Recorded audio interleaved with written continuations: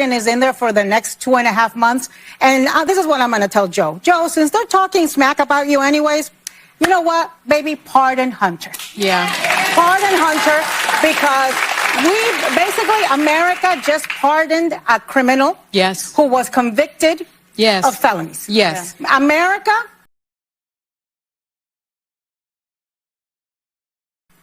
just elected a man who pardoned Jared Kushner's father. Yeah. Who set up his brother-in-law with a hooker and then sent the pictures to the sister because they were in the midst of a fight over the parents' money. Yeah, I can't follow that. Well, whatever the flow chart is, it's nasty. Exactly. He's probably going to pardon some of the folks from January 6th, those insurrectionists. So you know what?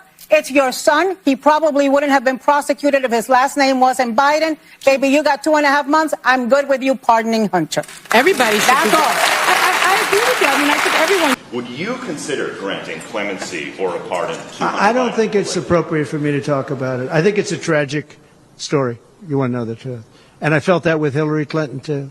You know, with Hillary Clinton, I could have done things to her that would have made your head spin. I thought it was a very bad thing. Take the wife of a president of the United States and put her in jail. And then I see the way they treat me. That's the way it goes. But I was very protective of her. Nobody would understand that, but I was. I think my people understand it. They used to say, lock her up, and I'd say, just relax, please. We won the election. I think it would be I think it would have been horrible for our country and we had her between the hammering of all of the files. And don't forget, she got a subpoena from the United States Congress. And then, after getting the subpoena, she destroyed everything that she was supposed to get. I thought it was so bad to take her and put her in jail, the wife of a president of the United States, and then when it's my turn, nobody thinks that way. I thought it was a very terrible thing. And she did a lot of very bad things. I'll tell you what, she was pretty evil. But in terms of the country and in terms of unifying the country, bringing it back, to have taken her and to have put her in jail, and I think you know the things as well as I do. There were some pretty bad acts that she did. I think it would have been very bad for our country. And a lot of my people, a lot of the MAGA, as they call them, but the base. And I think the base is 75% of the country, far beyond the Republican Party, because we're a party of common sense, and I'm a person of common sense. I want to have low taxes. I want to have strong borders. I want to have a strong military so that China and Russia, look, they've allowed China and Russia to do the impossible combined. They're natural enemies. They always have been, because China needs more land and Russia has it. They've always been natural enemies, and because of Obama, it started with him, and then Biden, because he didn't know what the hell he was doing, they've now become one force. And then now they're adding Iran to it, and they're adding North Korea to it. Pretty powerful force. This is something that is unthinkable that they allowed to happen. But there's a much more serious pardon that many people are wondering about. And that is, people are wondering, should Biden pardon his son, Hunter, or does that make him an even bigger target for you-know-who coming in? It's an interesting question, which I pose to you all. Today's show, The View, is calling for President Biden to pardon his son, Hunter Biden. It is the right thing to do to correct course and correct that wrong and pardon his son. Hollywood elites are continuing to bash people who supported Trump. Americans are very uninformed about reality, what's really going on. And Joe Rogan fires back at the legacy media. You guys us too many times. Yeah. And we don't believe you anymore. Oh boy. In this video today, we're going to begin with proving once again that the set of rules for the elites is totally different than the set of rules for people like you and me. Watch. So I actually think that the only reason he was indicted is because his last name is Biden. So if you look at it like that, right? If you look at it like that, then it is the right thing to do to correct course and correct that wrong and pardon his son. The other piece of this is Hunter Biden has acknowledged his addiction. He is an addict. And in the law, you know, there are all sorts of ways to handle people that commit crimes because of their addiction. There are drug deferment programs. And he should be someone that should be treated a bit differently because of the addiction. And I would support not only, I think, his pardon on the illegal gun application one, but the other one in California. So clearly, Sunny Holston is clear on the idea because she sees Hunter Biden in a different light than she does for Trump. But Alyssa Griffin points out the obvious. It would be a disastrous look for democracy. Personally, I think I would pardon my child. I don't even have kids. I'd bury a body for my child. So I get it as a personal decision. I worry a little bit about the implications for the country. And I mean this, not because Hunter Biden affects the country, but because there's such a distrust in the powerful, the politically connected. And there's this idea that there's a different system of justice. We just saw Donald Trump, his indictments go away because he's in power. So supporting Hunter Biden when it comes to this pardon would be like supporting Hillary Clinton when she was allowed to wipe those emails and never face any consequences for it. So in other words, a Hunter Biden pardon would be the final nail in the coffin for public trust in this current Biden administration, or whatever is left of this administration, that is. Now, while The View tries to excuse the Biden corruption, you know what Sunny Holston is up to, right? Well, she is still clinging on to this idea that January 6th, the threat to democracy, is more important than inflation, border security, and foreign wars. Watch. You know, I know that most people are saying, well, this was a kitchen table issue. This was about the cost of eggs. Donald Trump never talked about the cost of eggs. He tried to commit a sex act on a microphone. He talked about, you know, pets being eaten. Yeah. But when the exit polls were taken, the 92% of black women that voted for the vice president said that the number one issue for them was January 6th. And that's why y'all lost and will continue to lose.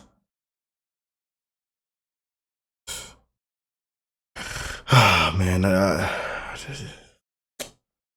these ladies here, man, the spew. And every time she speaks, man, it's always race, race. Black women, the white man, black uneducated white people. They racism, misogyny, sexism. Oh, boy. I'm with y'all, man. But again, if we didn't have this side, we wouldn't be so victorious. I'm just saying. We actually, you know, I hate to say this, but we needed this side. We needed these women, these liberals. We needed this side. The corrupt side, we needed the corrupt side to win. The corrupt side shines a huge light. I keep telling y'all this, man. As bad as we want them canceled, removed off air, and the way things are going, it actually might happen. These next 2 to 4 years are going to be very interesting.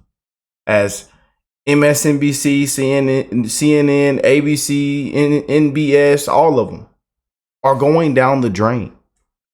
As Fox News sits in the top 2, along with ESPN.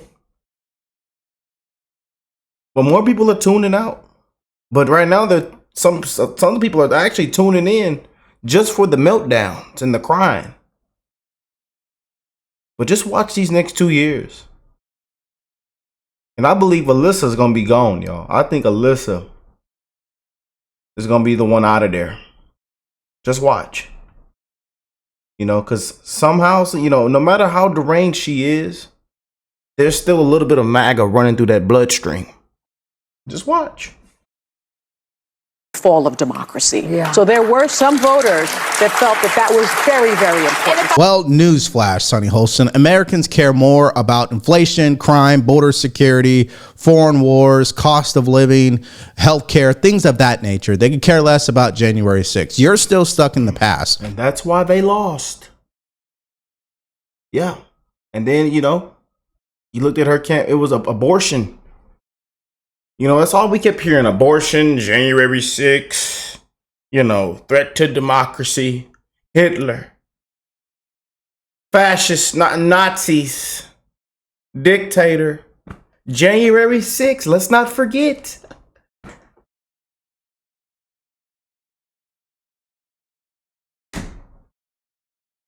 And we had an anti-Trumper. We might even play the clip, but we had an anti-Trumper live on air. A never-Trumper, anti-Trumper that says, the reason I didn't like Trump is because of January 6th. But I have to tell you right now, Trump has my vote. Live on air. And they said, did you really just say that? And I think that, what was it on, y'all? MSNBC? I think it was on MSNBC. And they hired him. They wanted him to come on air to bash Trump. And it backfired. Y'all remember the video we did? We did like 2 or 3 videos on it. But that's why they lost, man.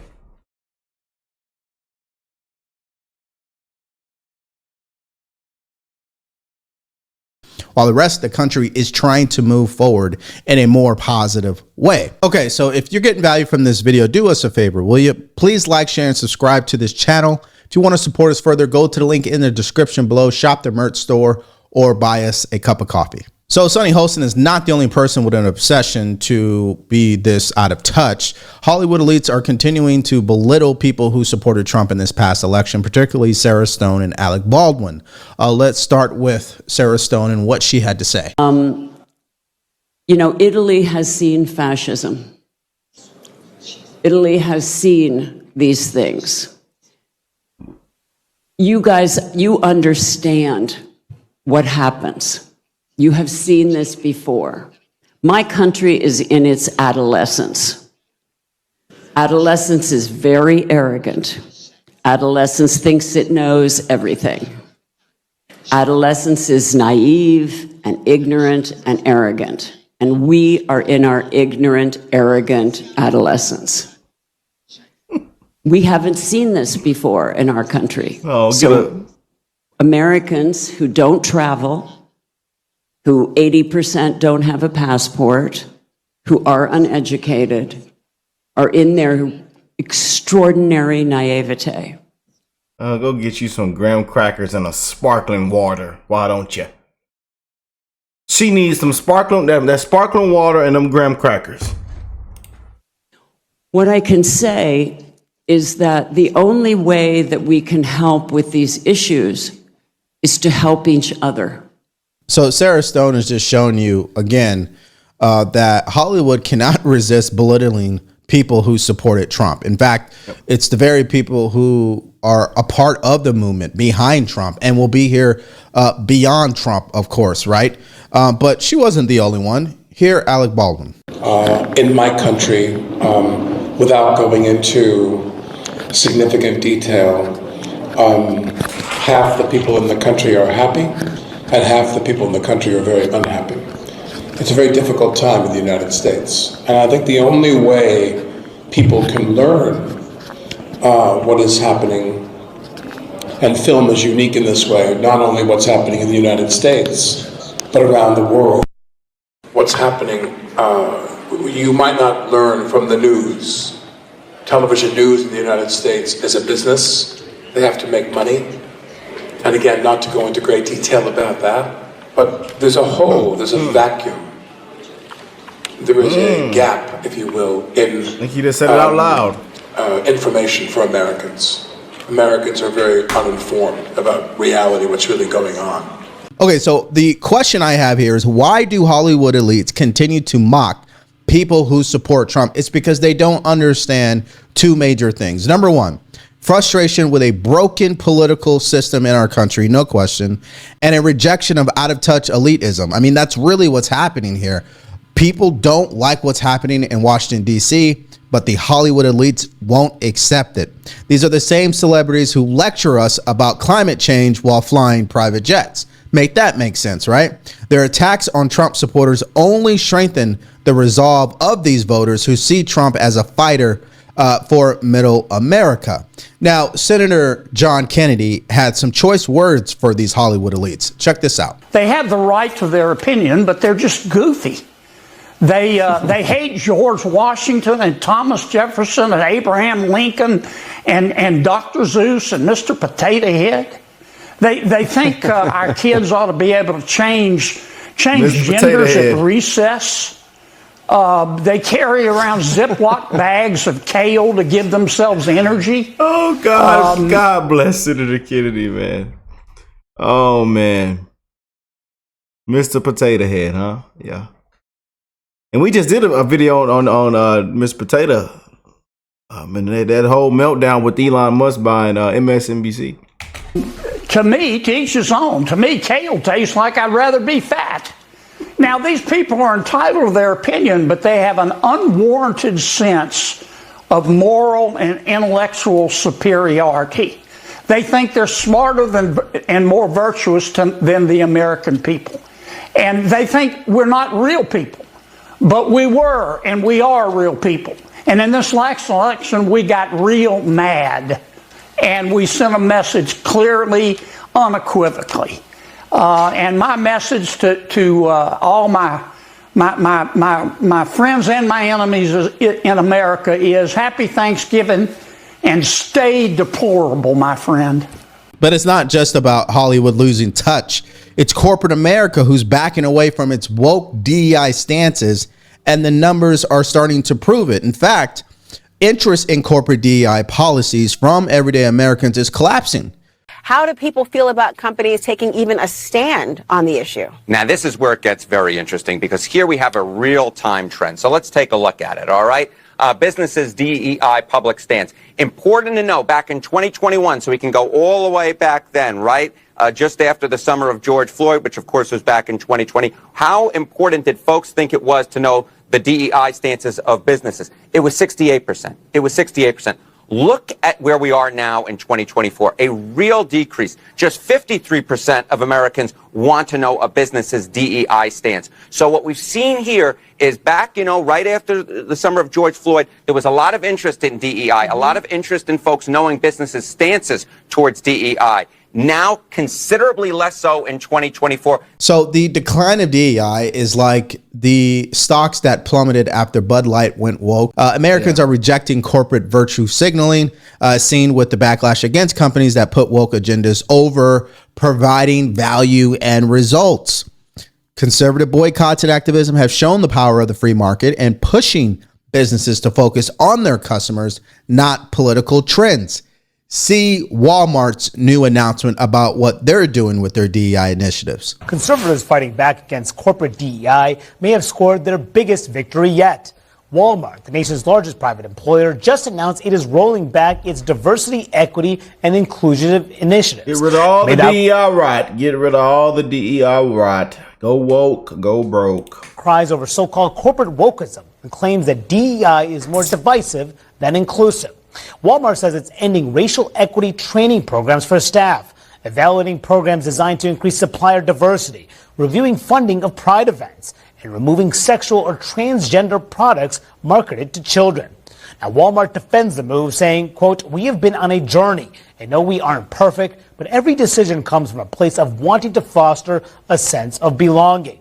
Other companies making similar moves. They include Harley-Davidson, Tractor Supply, and John Deere. So Walmart rolling back its DEI initiatives reflects this shift, proving that Americans want competency and quality, not divisiveness or identity politics, right? This is a major win for everyday Americans who are tired of being told they're the problem by the very companies that they support. So it appears that reality is finally catching up with corporations like Walmart, just like the reality caught up to the Kamala Harris campaign. And even though they're still delusional and they're making excuses, and we did a video on that last night, and we'll link it at the end of this video particularly, Kevin O'Leary dismantled Kamala Harris in 60 seconds. The root of this mistake actually came very early on. They didn't run a process. They made an excuse of $317 million in the kitty. They kept the same campaign manager and said, we will anoint this faulted, broken candidate who was inconsequential in her vice presidency, lost in 2019, as you detailed, complete loser in 2020, never could articulate anything, had no compassion for people. And her own advocates, let's not forget this. I remember the minute this happened, I was in Europe. She went on to The View. All those women wanted her to win. They threw her a softball. They threw her a second softball. She was so weak as a candidate, she couldn't even answer that she would do something different. It ricocheted around the world. Thank you, Sonny Holston. Thank you. We appreciate you. Thank you to the ladies on the spew. That clip right there, and like I told y'all, in my opinion, that one right there ran a lot of people out the door. A lot of people. Liberals, lifelong Democrats, ran them out the door. What would you want to have done different than Joe Biden? Y'all know her response. Nothing. I actually played a big part in what we've gotten done and achieved, and I wouldn't have done nothing different. We've done such an amazing job. World, she was finished. Well, let me go. They will never do that again. Kevin O'Leary, he completely nails it. We know this. She failed to connect with voters or lead an effective campaign, obviously. Even as vice president, people didn't really know who she was. I mean, she was never really consequential in anything. And rather that video last night that I showed you where she looked intoxicated, or if it's just poor optics, it just adds to the growing reputation that she's one of the least effective politicians in modern history, right? Speaking of what you would want to see in your leader, particularly a leader who's willing to go and meet people where they're at, James Carville, who has been a historic Democratic strategist, has some choice words for the party in regards to Kamala Harris not going on the Joe Rogan podcast. The vice president was thinking about going on Joe Rogan show, and a lot of the younger progressive staffers pitched a hissy fit. If I were running a 2028 campaign and I had some little snot-nosed 23-year-old saying, I'm going to resign if you don't do this, not only would I fire that on the spot, I would find out who hired them and fire that person on the spot. I'm really not interested in your uninformed, stupid opinion as to whether you go on Joe Rogan or not. All right, so people like James Carville, he reminds me of when I served in the military for 13 years. I had a lot of leaders at that time that were very old school.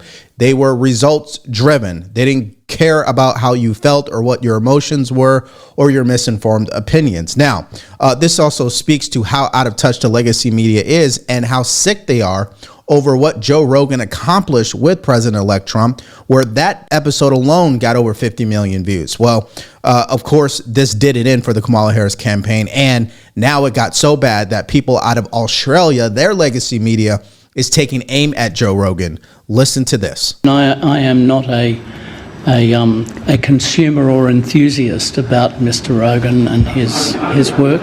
Shocking. I am not one of the 3 billion, and I'm unlikely to be 3 billion and one anytime soon. I think people like Mr. Rogan prey on people's vulnerabilities. They prey on fear. They prey on anxiety. They prey on all of the elements that contribute to uncertainty in society, and they entrepreneur fantasy outcomes and conspiracy outcomes as being a normal part of social narrative. I personally find it deeply repulsive, and to think that someone has such remarkable power in the United States is something that I look at in disbelief. I'm also absolutely in dismay that this can be a source of public entertainment when it's really treating the public as plunder for purposes that are really quite malevolent. Okay, so we have heard this song and dance time and time again. He is really describing the legacy media. They are the ones who have been pushing fear. They have turned into people where, why would we listen to them for credible news? I mean, they're just not, right? We can go down the list over and over and over again of every single major story that turned out to be true, but they claimed that it was false. And so Rogan had to respond. That's what's interesting about social media. And social media, like there's this giant resistance right now to the idea that X is the news source of the world. They're the mainstream. It is. They're the mainstream. It's the news source of the world. You and these people that want to cling to authority and say, no, you're not. You're, God damn it, you're not you're not a journalist. You're not this, that. You guys f***ed us too many times. Yeah. And we don't believe you anymore. And so the only way for us to find out what's real and what's not real is someone posts it online and then everybody looks at it and then you get the community notes. And that's way better than the New York Times telling me that the Fruit Loops in Canada are exactly the same as the Fruit Loops in America, except for a bunch of shit that's banned, and that's the whole point. Okay, bigger picture here is that the fact that the ABC chair even commented on Joe Rogan just shows how scared they are that they're losing relevance to independent platforms. That's why the average voter out there will trust Joe Rogan over the legacy media, because Joe Rogan just cuts through the noise and just tells you exactly what he thinks without some executive or board of directors telling him what he has to say. However, there are certain individuals on the legacy media channels, particularly Scott Jennings on CNN, who continues to give the CNN panel a reality check. And this time around, they are now trying to scare Americans about Trump's tariffs. They don't believe Trump's tariffs are going to work, and they don't like it that he's threatening Mexico and Canada. But Scott Jennings sets them straight. I'll tell you what Mexico needs to do. They need to stop the people, and they need to stop the drugs. It's coming right over the southern border. They're a terrible neighbor. They have been a terrible neighbor. And Donald Trump needs to get their attention, and I think he has done that. I agree with you. This is the beginning of a negotiation, but it's more than just the economy. It's national security, and it's this poison that is killing American people all over this country. I 100% agree. Like the fentanyl epidemic is horrible. It's tragic. We need to do something about it. And China's part of it as well, and they're part of it as well. You know that there actually was bipartisan legislation intended to increase our fentanyl detection technologies at the border, and Trump killed it. That was the bipartisan border bill that Trump basically unilaterally killed. You keep fighting these old battles. It's Donald not Trump, an old battle. You're saying it's a very, you're not over it. No, Donald Trump you're won, saying it's a current and he wants, issue. and I'm he saying wants we have a the solution. border secured. That's the solution to but it. he wants the That's the solution It's not to the it. only solution, because Mexico has to do something. They It's have coming been up doing their something. country and right over our border. They do nothing. It's a crisis. They do nothing. Do you know what's happened to border? Said her straight. And I get tired when she opens her mouth. I went to college. Crossings in the last year, they've gone down by about 75%. It's a crisis. If you want to argue that it's safe and secure, that's crazy. I didn't say that. They've got it act. I didn't say that. I'm saying Yes, the border crossings have come down, but why? Because the president finally stood up and did his job. He issued executive orders in order to close the border. But what happened over the past 3 years? Yeah, we don't need to relitigate that, right? And the problem that I continue to see is how they have so much compassion for people breaking the law, and they're not giving any attention to the active threats that are happening within this country. Now that we knocked out all of these stories, I want to hear from you guys in the comments. Yeah, man. Whew. I tell y'all, man, these next 2 years are gonna be very interesting. Very, very interesting, man. But let me know what y'all think of this, man. I love you guys. Merry Christmas.